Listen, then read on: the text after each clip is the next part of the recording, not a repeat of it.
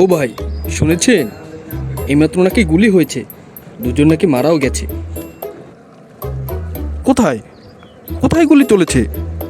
আর তুমি কিভাবে জানলে? এই যে দেখেন ভাই, এই এলাকাতে ফেসবুক লাইভ চলছে। এই থামো তো, দেখি তো তোমার ভিডিওটা। আরে ভিডিওতে যে ভাষা শোনা যাচ্ছে তা তো অন্য জেলার, আর এই ক্লিপটা তো গত বছরের। মানে এটা আজকের ভিডিও না? আরে না, পুরো ছবিটা তো দেখো। আরে এটা পুরনো ছবি দিয়ে আমাদের মাঝে ভয় ছড়ানো হচ্ছে। ভাই আর একটা খবর দেখেন, এই উপজেলায় ভোট নাকি বন্ধ। আর একটা পোস্টে লিখেছি সব কেন্দ্র বন্ধ করে দেওয়া হয়েছে। কই দেখি ভিডিওটা।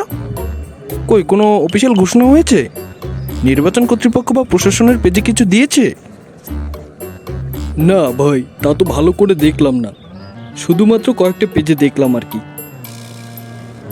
তাহলে তো গুজবও হতে পারে, যাচাই ছাড়া বিশ্বাস না করাই ভালো।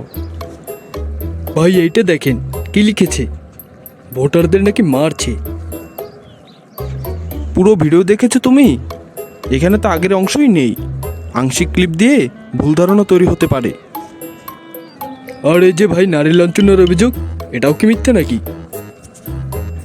যাচাই ছাড়া এমন অভিযোগ ছড়ানো খুব বিপজ্জনক। সত্য হলে আইনগত ব্যবস্থা হবে, কিন্তু প্রমাণ ছাড়া শেয়ার করা উচিত নয়। এই দেখেন ভাই, আর একটা পোস্টে লিখছে আগের নাকি সিল মারা ব্যালট, আর একজন লিখেছে বাক্স ভরে ফেলা হয়েছে। কি প্রমাণ আছে? কই ভিডিওতে এমন তো কিছু দেখলাম না।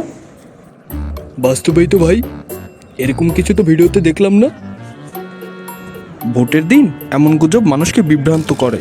সন্দেহ হলে দায়িত্বশীল কর্তৃপক্ষকে জানাও, কিন্তু অযাচিত শেয়ার করো না। তাহলে ভাই আমাদের করণীয় কি? আজ থেকে গুজব না ছড়িয়ে সত্য যাচাই করব। আজ থেকে শেয়ার দেওয়ার আগে ভেবেচিন্তে তারপর শেয়ার করব।